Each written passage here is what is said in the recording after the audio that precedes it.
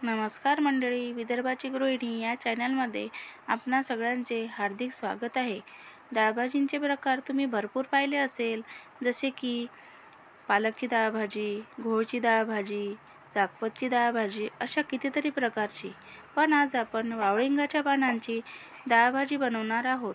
ही एक रानभाजीच आहे आणि काही ठिकाणी यांचा वेल घरी सुद्धा लावला जातो।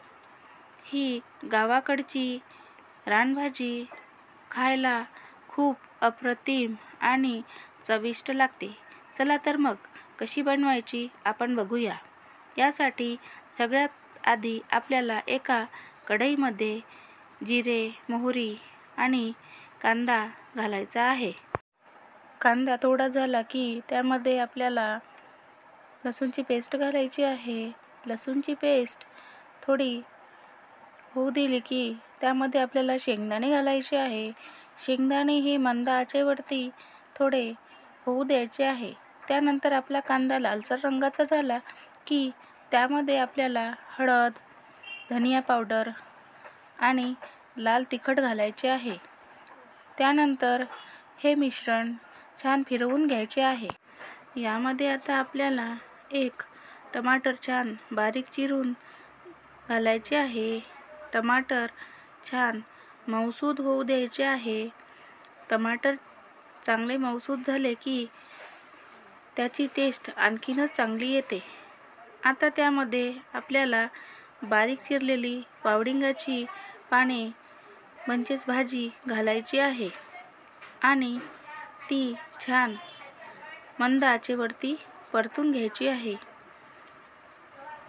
भाजीमध्ये आपल्याला आता मीठ घालायचं आहे आणि ती भाजी पुन्हा एकदा परतून घ्यायची आहे व त्यावरती आपल्याला झाकण ठेवून 1-2 मिनिट उकळ काढून घ्यायची आहे।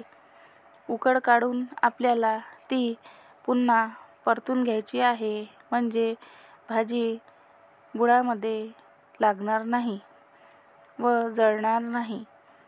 आता आपल्याला पुन्हा एकदा त्यावरती झाकण ठेवून वाफ काढून घ्यायची आहे, म्हणजे भाजीमधील तेल आपल्याला वर आलेलं दिसेल।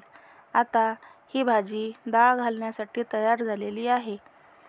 आता त्यामध्ये आपण कुकरमध्ये शिजवून घेतलेली डाळ पातळ करून त्यामध्ये घातलेली आहे व पुन्हा त्याला छान मिक्स करून घ्यायचे आहे आणि एकदा झाकण ठेवून आपल्याला थोडी वाफ काढून घ्यायची आहे व ही डाळ पुन्हा मिक्स करून घ्यायची आहे। आता आपली डाळभाजी पूर्णपणे तयार झालेली आहे। आता त्यामध्ये आपल्याला कोशिंबीर घालायची आहे व ती छान फिरवून आपल्याला सर्व करायसाठी घ्यायची आहे। तुम्ही बघू शकता की आता किती छान डाळभाजी आपली तयार झालेली आहे। जर तुम्हाला ही रेसिपी आवडली असेल तर नक्की लाईक करा, शेअर करा आणि सबस्क्राईब करा। धन्यवाद।